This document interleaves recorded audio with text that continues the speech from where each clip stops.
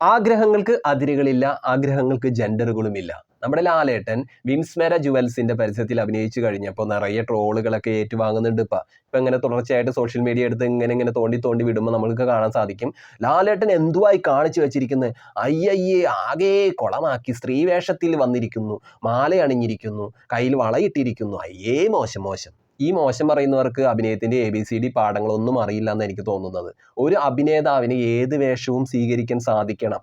ഇവിടെ ലാലേട്ടൻ മുടി വെച്ച് കെട്ടിയിട്ടില്ല, കണ്ണെഴുതി ഇങ്ങനെ ബലിപ്പിച്ചിട്ടില്ല, അല്ലെങ്കിൽ പൊട്ടുകുത്തിയിട്ടില്ല. ഇതൊന്നും ചെയ്യാതെ തന്നെ അദ്ദേഹം പുരുഷ വേഷത്തിൽ നിന്നുകൊണ്ട് ഒരു സ്ത്രൈണ ഭാവത്തെ അണിഞ്ഞിരിക്കുകയാണ്. അതിനെ നമ്മൾ കൈയടിച്ച് പ്രോത്സാഹിപ്പിക്കണം. ഈ പരസ്യം പറയുന്നത് എന്താണ്?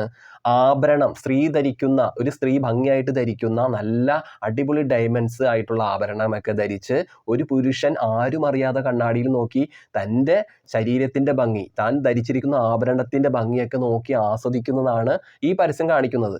അപ്പോൾ അത് ആ ആഭരണത്തിൻ്റെ ഭംഗി നോക്കുമ്പോൾ തന്നെ അറിയാതെ അവൻ്റെ മനസ്സിൽ ഒരു സ്ത്രൈണ ഭാവം കടന്നു വരികയാണ്. അത് കൃത്യമായ രീതിയിൽ ലാലേട്ടൻ ഭംഗിയായിട്ട് അവതരിപ്പിച്ചിരിക്കുന്നു. അത് സൂപ്പറായിട്ട് ചെയ്തിരിക്കുന്നു. അപ്പോൾ ഒരു കംപ്ലീറ്റ് ആക്ടറാണ് ലാലേട്ടൻ. അദ്ദേഹം കമലദളം, വാനപ്രസ്ഥം, തന്മാത്ര ഈ ചിത്രങ്ങളിലൊക്കെ ഈ സ്ത്രൈണ ഭാവത്തിൽ തന്നെ അഭിനയിച്ചിട്ടുണ്ട്.